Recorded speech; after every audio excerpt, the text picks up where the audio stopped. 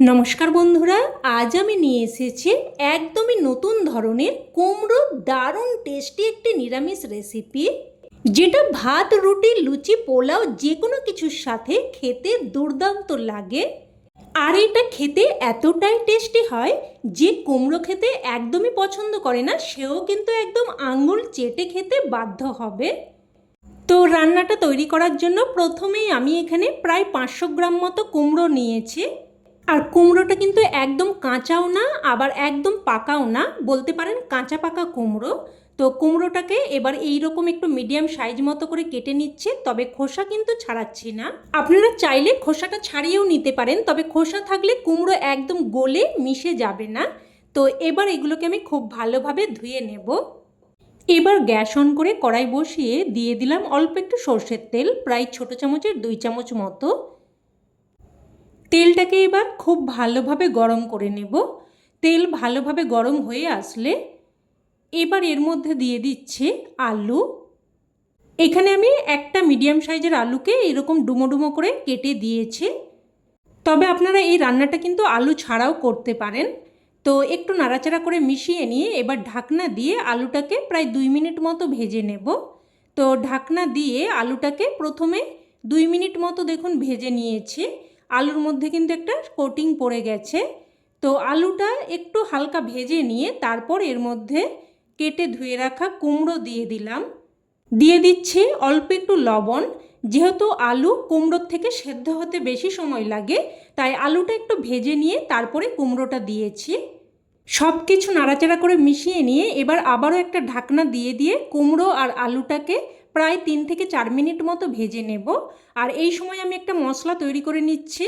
তো মিক্সিং জারের মধ্যে নিয়ে নিলাম অল্প একটু আদা, প্রায় 1/2 ইঞ্চি মতো, দিয়ে দিলাম 10-12টার মতো কিশমিশ আর 5-6টার মতো কাজু।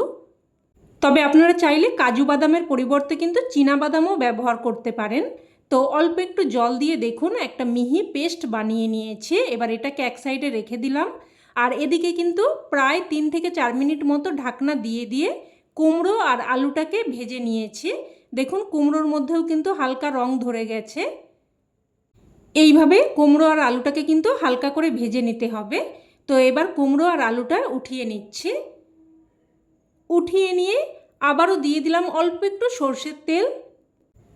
তেল হালকা গরম হয়ে আসলে ফোড়নে দিয়ে দিচ্ছি 1/2 চামচ মতো গোটা জিরে, 2টো ছোটো এলাচ, অল্প একটু দারচিনি, 2টো শুকনো লঙ্কা আর একটা তেজপাতাকে 2 টুকরো করে দিয়েছি। এবার ফোড়নটাকে নাড়াচাড়া করে কয়েক সেকেন্ড ভেজে নেব। মোটামুটি ফোড়ন থেকে একটা সুন্দর ফ্লেভার বেরোনো অবধি ভেজে নেব। তো ফোড়নটা ভেজে নিয়ে এবার এখানে তৈরি করে রাখা মশলার পেস্ট দিয়ে দিলাম। মিক্সিং জারটা ধুয়ে অল্প একটু জলও দিয়ে দিলাম। এবার দিয়ে দিলাম স্বাদ অনুযায়ী লবণ আর অল্প একটু কাশ্মীরি লঙ্কার গুঁড়ো। এতে ঝাল হবে না, তবে তরকারির কালারটা সুন্দর আসবে। তবে এই তরকারিতে কিন্তু কোনো রকম হলুদ গুঁড়ো পড়বে না, কারণটা আপনারা পুরো রান্নাটা দেখলেই বুঝতে পারবেন। তো সব কিছু মিশিয়ে নিয়ে এবার একটা ঢাকনা দিয়ে মশলাটাকে প্রায় 2 থেকে 3 মিনিট মতো কষিয়ে নিয়েছে। দেখুন মশলা থেকে তেল সেপারেট হতে শুরু করেছে। আর এইভাবে মশলাটাকে কিন্তু খুব সুন্দরভাবে কষিয়ে নিতে হবে। আর যেহেতু কাজু বাদাম দেয়া আছে তাই কিন্তু কড়াইয়ের মধ্যে একটু লেগে লেগে যেতে পারে, তাই মাঝে মধ্যে একটু নাড়াচাড়া করে দিতে হবে। তো এবার এখানে দিয়ে দিলাম ভেজে রাখা কুমড়ো আর আলু, সাথে অল্প একটু জলও দিয়ে দিলাম। এবার সব কিছু নাড়াচাড়া করে ভালোভাবে মিশিয়ে নিয়ে লো টু মিডিয়াম ফ্লেমে আবারও একটা ঢাকনা দিয়ে দিয়ে প্রায় 3 থেকে 4 মিনিট মতো কষিয়ে নেব। তো ঢাকনা দিয়ে দিয়ে প্রায় কিন্তু 3-4 মিনিট মতো সবজির সাথে মশলা কষিয়ে নিয়েছি। দেখুন খুব সুন্দরভাবে কষানো হয়ে গেছে। আর এইভাবে একটু বারবার কষিয়ে নিয়ে যদি রান্নাটা করা হয় তাহলে কিন্তু যে কোনো সাধারণ রান্নার স্বাদও একদম অসাধারণ হয়ে যায়। আর কষাতে কষাতে কুমড়ো আর আলু কিন্তু প্রায় 80% মতো সেদ্ধ হয়ে গেছে। আর এইভাবেই কষিয়ে নিতে হবে যাতে করে কুমড়ো আর আলু কিন্তু প্রায় 80% মতো সেদ্ধ হয়ে যায়।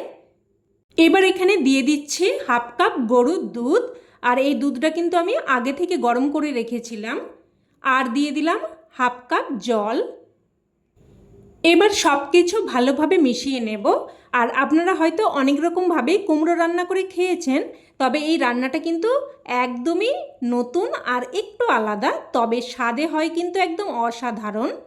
অবশ্যই একবার বানানোর অনুরোধ রইল আপনাদের কাছে। তো সব কিছু মিশিয়ে নিয়ে এবার একটা ঢাকনা দিয়ে মিডিয়াম ফ্লেমে প্রায় 4 থেকে 5 মিনিট মতো রান্না করে নেব। আর এই সময় আমি এই রান্নার একটা স্পেশাল মশলা তৈরি করে নেব। তো অন্যদিকের গ্যাস ওভেনে একটা তড়কা প্যান বসিয়ে দিয়ে দিয়েছি 1 চামচ মতো গোলমরিচ।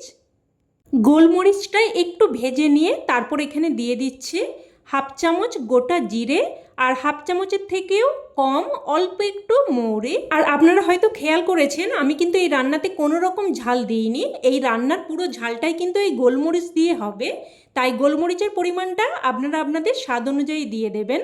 তো সব কিছু নাড়াচাড়া করে একটু ভেজে নিলাম। যখন এইরকম চিটপিট করে ফুটতে শুরু করবে তখনই কিন্তু সাথে সাথে নামিয়ে নিতে হবে, না হলে কিন্তু মশলা পুড়ে ফ্লেভার নষ্ট হয়ে যেতে পারে। তো মশলাটাকে একটু ঠান্ডা করে নিয়ে তারপর দেখুন গুঁড়ো করে নিয়েছি। এবার এদিকে কিন্তু প্রায় 4 থেকে 5 মিনিট মতো রান্না করে নিয়েছি, ঢাকনা তুলে নিলাম। আবার একটু নাড়াচাড়া করে মিশিয়ে নেব আর দেখে নেব এবার কুমড়ো আলু ভালোভাবে সেদ্ধ হয়েছে কিনা। তো দেখুন আলু ভালো মতো সেদ্ধ হয়ে গেছে, আর কুমড়ো সেদ্ধ হতে তো একদমই কম সময় লাগে। তো দেখুন কুমড়োটাও কিন্তু খুব সুন্দরভাবে সেদ্ধ হয়ে গেছে। এবার এখানে ভেজে গুঁড়ো করে রাখা মশলাটা দিয়ে দিচ্ছি। তো সমস্ত মশলাটা দিয়ে এবার ভালোভাবে মিশিয়ে নেব। মিশিয়ে নিয়ে এবার একটা ঢাকনা দিয়ে জাস্ট কিন্তু 2 মিনিট মতো রান্না করে নেব। ঢাকনা দিয়ে জাস্ট কিন্তু 2 মিনিট মতো রান্না করে নিয়েছি। এবার এখানে দিয়ে দেব 1/2 চামচ মতো ঘি, আর এখানে দিয়ে দেব অল্প একটু চিনি। আর চিনিটা আমি আগে দিতে ভুলে গিয়েছিলাম, আপনারা যখন ভাজা গুঁড়ো মশলাটা দেবেন তখনই দিয়ে দেবেন। তো আমি যেহেতু ভুলে গিয়েছিলাম তাই আমি কিন্তু শেষেই দিয়ে দিলাম। তো ঘিটা দিয়ে ভালোভাবে মিশিয়ে নিয়ে এবার গ্যাসের ফ্লেম বন্ধ করে একটা ঢাকনা দিয়ে স্ট্যান্ডিং টাইমে রেখে দিলেই রান্না কিন্তু একদম তৈরি। এবার এটা গরম ভাত, রুটি, লুচি, পোলাও, ফ্রায়েড রাইস যে কোনো কিছুর সাথে পরিবেশন করতে পারেন, খেতে কিন্তু জাস্ট ফাটাফাটি লাগে। অবশ্যই এইভাবে একবার বানিয়ে দেখুন, না হলে এর স্বাদ আপনারা উপলব্ধি করতে পারবেন না। তো রেসিপি কেমন লাগলো অবশ্যই কমেন্টে জানাবেন, আর ভালো লেগে থাকলে প্লিজ একটা লাইক দিয়ে দেবেন, আর চাইলে অন্যান্য বন্ধুবান্ধবদের সাথে শেয়ারও করতে পারেন। আর চ্যানেলের নতুন বন্ধু হয়ে থাকলে চ্যানেলটি অবশ্যই করে সাবস্ক্রাইব করে নেবেন, আর পাশে থাকা বেল বাটনটিও অন করে রাখবেন। তো আজ এই অবধি, আবারও অন্য কোনো রেসিপিতে দেখা হবে। ততক্ষণে ভালো থাকবেন, সুস্থ থাকবেন। ধন্যবাদ।